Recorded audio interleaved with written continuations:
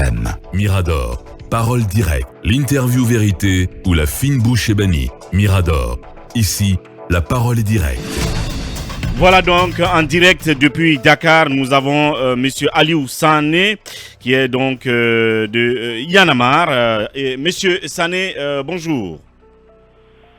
Bonjour monsieur, bonjour, merci de m'inviter à l'émission et je dis bonjour à tout le peuple guinéen qui nous écoute ce matin. Merci. Merci d'avoir accepté notre invitation. Talibé Bari, première question. Alors monsieur Sané, on a vu cette déclaration du mouvement Y'en a marre sur la restriction de l'espace civique en Guinée, une déclaration qui regrette notamment l'interdiction de toute manifestation en Guinée parce que vous dites que cette interdiction viole la charte de la transition et la déclaration universelle des droits de l'homme et cette déclaration intervient à quelques jours de la manifestation dite pacifique et citoyenne annoncée par le FNDC pour le 23 juin prochain.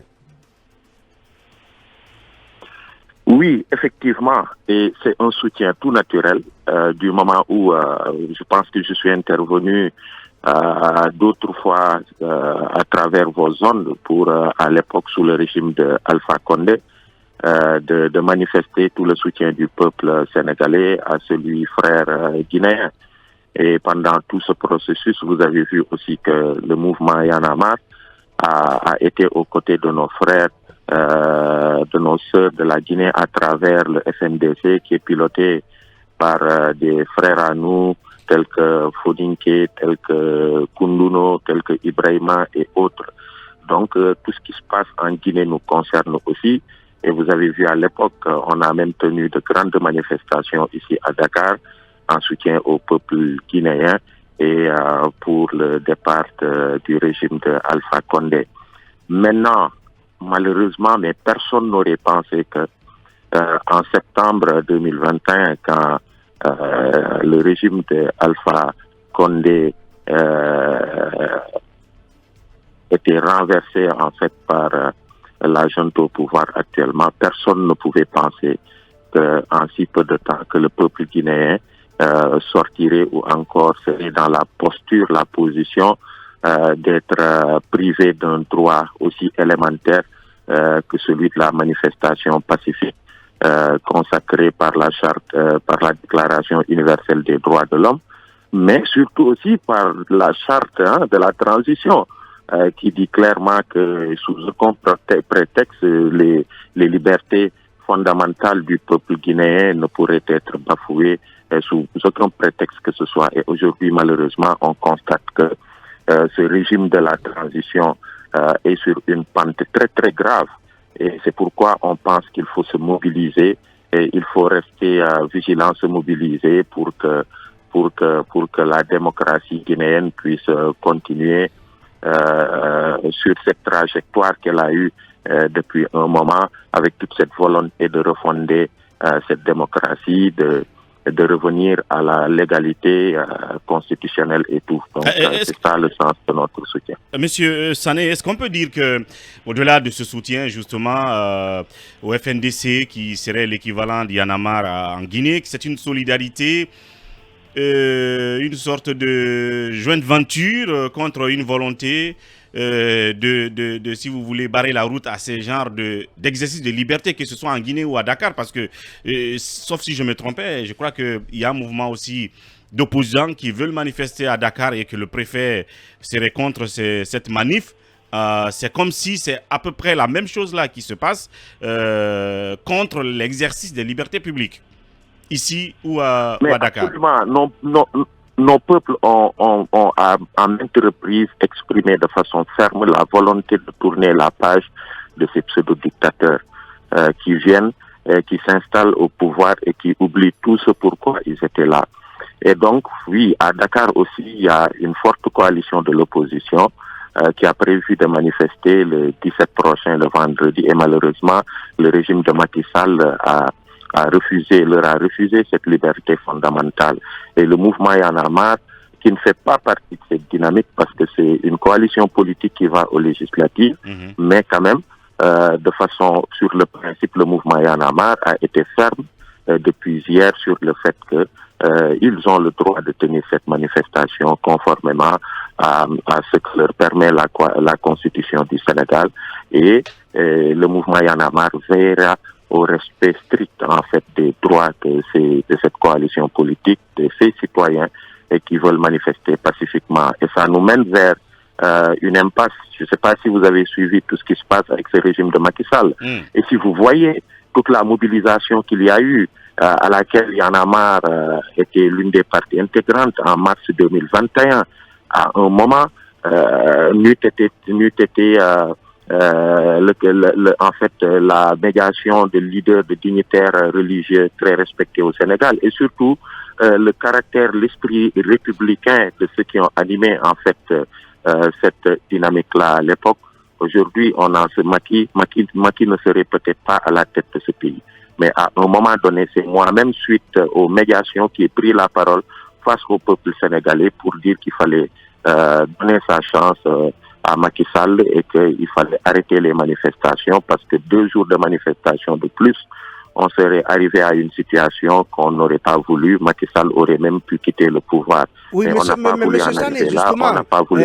Ce risque-là que le Sénégal courait à l'époque, beaucoup pensent que la Guinée est exposée à ce même risque en ce qui concerne la reprise des manifestations. Et vous dites dans votre déclaration que vous allez continuer à appuyer les efforts inlassables des forces vives, donc sous-entendu que vous soutenez la manifestation ou les différentes manifestations que le FNDC va organiser. Est-ce que la transition guinéenne ne risque pas d'en pâtir? Ce que je peux dire déjà dans la continuité de la première question que vous avez posée, c'est pour dire que c'est un soutien sans faille que, à travers le mouvement Y en a marre, que le peuple sénégalais apporte au peuple guinéen dans cette lutte-là. Ça, c'est une première chose. Et la deuxième chose, c'est qu'au-delà du mouvement Y en a marre, c'est tout le réseau des mouvements citoyens d'Afrique, des activistes d'Afrique et de ses diasporas qui soutiennent le FNDC à travers cette volonté de marche pacifique. Parce que n'oubliez pas que des camarades comme Koundouno, le FNDC, Ibrahima et autres partagent avec nous toute cette dynamique de mouvement citoyen à l'échelle africaine et à l'international avec tous nos partenaires. Maintenant, ce que je peux vous dire aussi, c'est que si vous voyez l'appel à manifester du FNDC, quand je vois ces flyers où le FNDC appelle à une manifestation pacifique, à ce que les gens véhiculent des messages de non-violence, je pense que ce qui pourrait être à l'origine en fait de troubles, c'est le fait qu'on leur refuse ça. Parce que même au Sénégal, nous on le dit. Vous avez vu l'opposition du Sénégal là qui voudrait marcher le vendredi prochain. Le vendredi 8 dernier, ils ont regroupé des milliers de Sénégalais à la place de la nation, sans eux, parce que le régime a bien voulu leur accorder en fait cette liberté qu'ils ont de pouvoir marcher pacifiquement. Et à chaque fois qu'il y a eu des troubles lors de manifestations comme ça, ou en tout cas lors de volonté de manifester des citoyens, c'est parce que le régime a voulu réprimer, c'est parce que le régime a voulu en fait leur refuser un droit fondamental, un droit que leur confère la Constitution.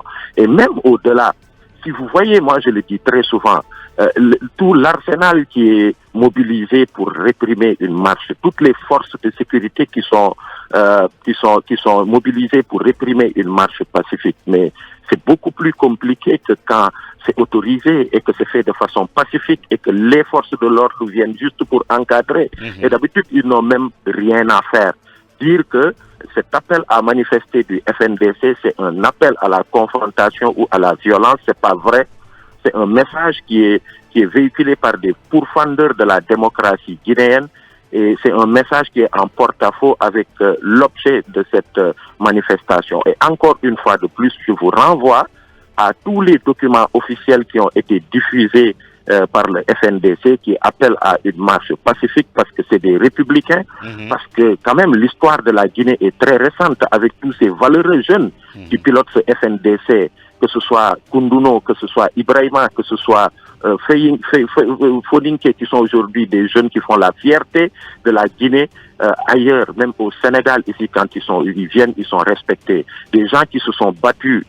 Aujourd'hui, Condé est parti, mais leur leur préoccupation, c'est pas comment est-ce qu'ils peuvent se servir, mais c'est comment partir de cette transition-là pour refonder la Guinée, pour revenir à l'ordre constitutionnel et surtout pour pousser cette junte à quand même fixer un délai raisonnable en fait de transition et de ne pas vouloir être comme ça dans l'illégalité, en parfaite violation de tous les droits internationaux en ce qui concerne la démocratie et voilà.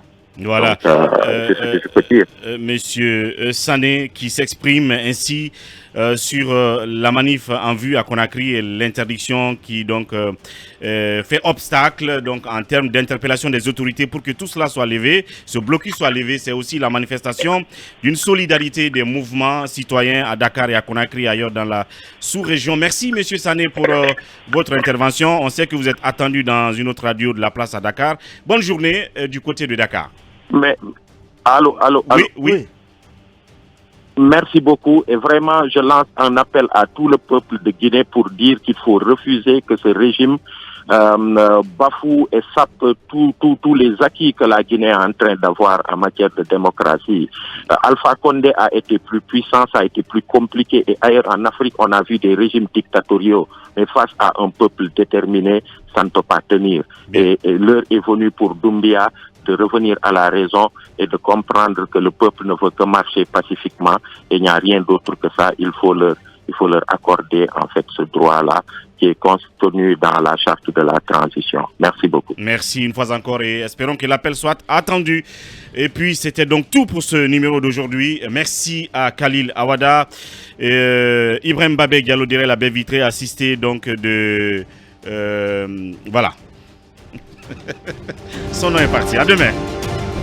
Mirador, la grande messe de l'investigation journalistique, la plus grande tribune politique de la Guinée.